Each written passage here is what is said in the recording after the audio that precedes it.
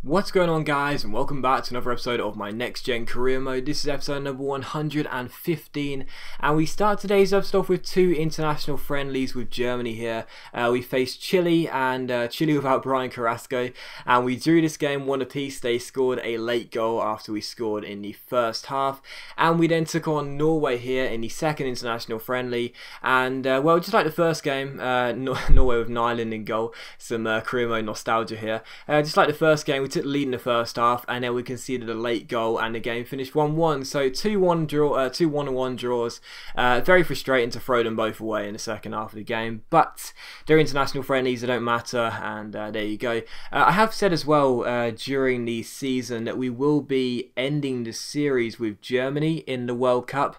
Now, that might not happen depending on how many days there will be until FIFA 15 is released. Of course, as soon as FIFA 15 comes out, we're going straight into that game. Of course, there's no point playing FIFA 14 when FIFA 15's out.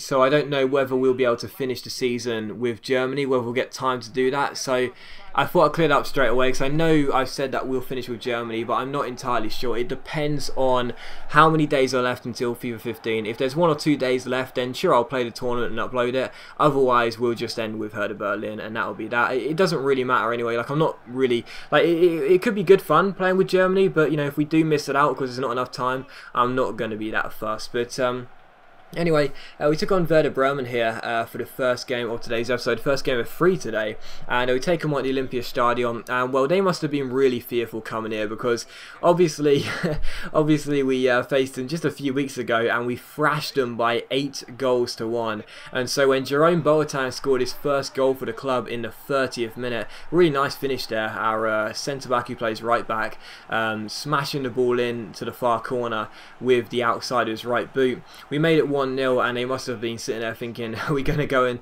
ship another 7 goals and see a similar scoreline to the one beforehand? But even so, in this game, like, I wasn't really that, you know, I wasn't so determined like I have been during this season to score loads and loads and loads and loads and loads of goals. I mean, of course, you guys have seen that throughout this season, I've been trying to score as many goals as possible and just dominate in every single game.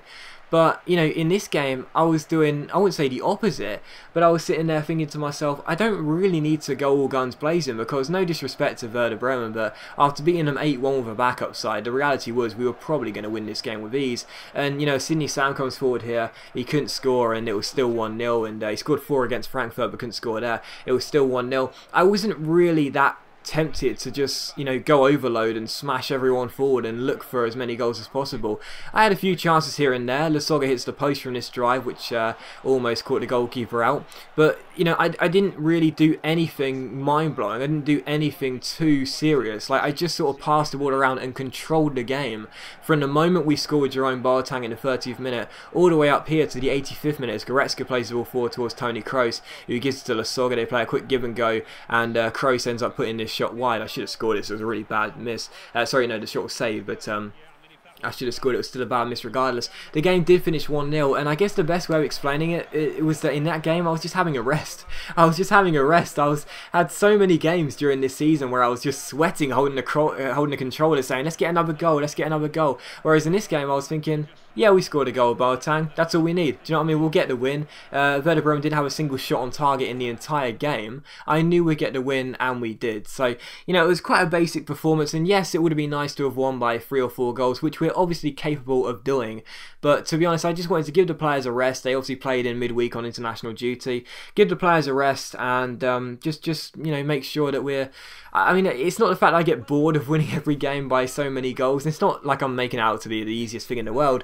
But I guess the reality is, you know, I need a few 1 or 2-0 results here and there anyway to sort of keep our feet on the ground and remind us that we're not indestructible. But anyway, we took on St Etienne for the second of 3 games today away in France. And of course, we've already qualified for the Champions League knockout stages after topping our group from the first 4 games even. We got 12 points after maximum points, 4 wins out of 4 games. We've been absolutely fantastic, and you know, the fact of the matter is St Etienne, Copenhagen and Juventus, all of them have been really poor, and so despite using a backup side in this game, I still felt as though it would be the favourites, and we did almost take the lead, but Yashil's shot was well saved by Ruffier, and it was still 0-0. And in the 15th minute, Schürrle gives the ball to Kevin Vogt, Volland, who goes through the centre. I take aim from a mile out. The goalkeeper spills it, hits the post. Schürrle loops it over him, but unfortunately it goes out for a goal kick. So still St Etienne 0, Hertha Berlin 0, but the reality was, as I said, despite using a backup side, we were still going to be the heavy favourites and still looking very, very good.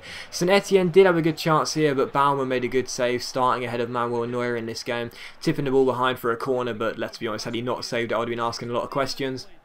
And just past the hour mark here, another opportunity as Emre Can collects the ball, gives it towards Serge Gnabry. Gnabry plays a great ball over the top towards Yashil. He takes on his man, stops. He plays a fantastic through ball himself to Kevin Volland. He beats Ruffier to the ball, chips it over him, but it goes just wide the post and out for a goal kick. So that would have been a lovely goal there for the man who was wearing the captain's armband tonight, but unfortunately it did go wide and out for a goal kick. So still St Etienne 0, Hertha Berlin 0, but the reality was, as I said, St Etienne, other than the one chance they had, which Baumann had a simple save for, weren't really threatening at all. We had a halfway line goal attempt there, but Ruffier tipped the ball over the bar and it went out for a corner, and from that corner Gnabry crossed the ball into the centre, and the header by Jonathan Tah was well saved by Ruffier, who wasn't actually looking very comfortable in goal, which is why I kept peppering his shots with goals, but he did manage to keep a clean sheet, and the game did finish 0-0. So for the first time in the Champions League group we do drop points.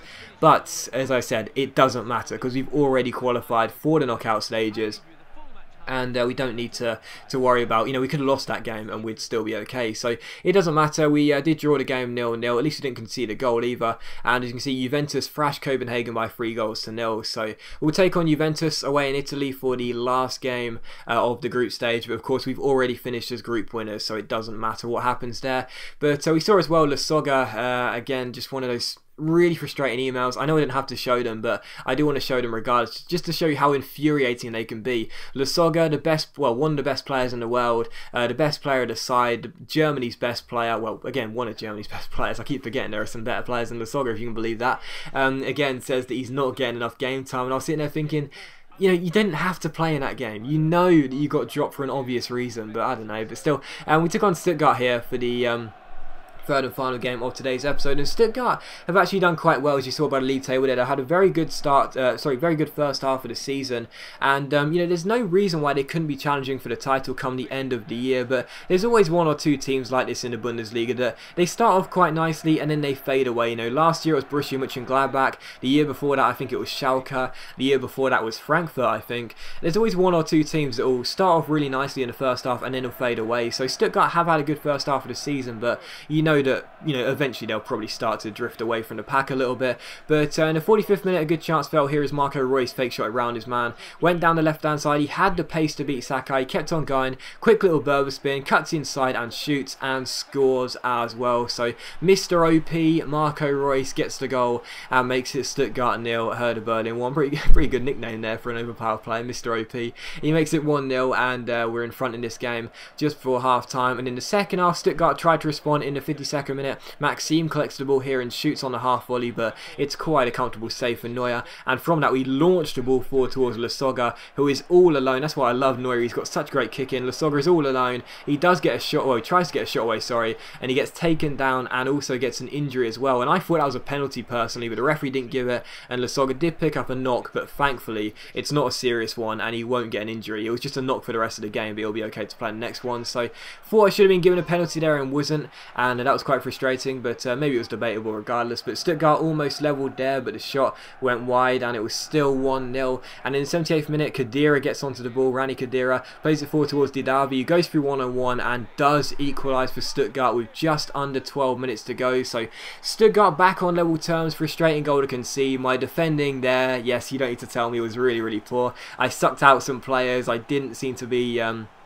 very secure and tight at the back, particularly with Hummels, but regardless, they did score and they were back on level terms. So that was quite frustrating. And in stoppage time here, the last chance of the game would fall to us as we won a debatable free kick on the edge of the area. We gave it to good old reliable Manuel Neuer, not to shoot, but to try and curl it into the centre and give Stuttgart a little bit of a threat. It's Neuer, he's already got 2 assists this season, who drills in the cross. It's a bicycle kick through Yashil, but unfortunately Rene Adler makes the save, pounces on the ball, and the score finishes 1-1. So disappointing not to get these wins in these games, but I guess, like I said, we've been having to rest a little bit, taking the foot off the gas, and I'm sure in the next game we'll start to dominate again. But as always, guys, a big thanks for watching. I really hope you have enjoyed the video. If you have enjoyed the video, then please leave a like, and I'll see you for the next episode of my Next Gen Career Mode very soon.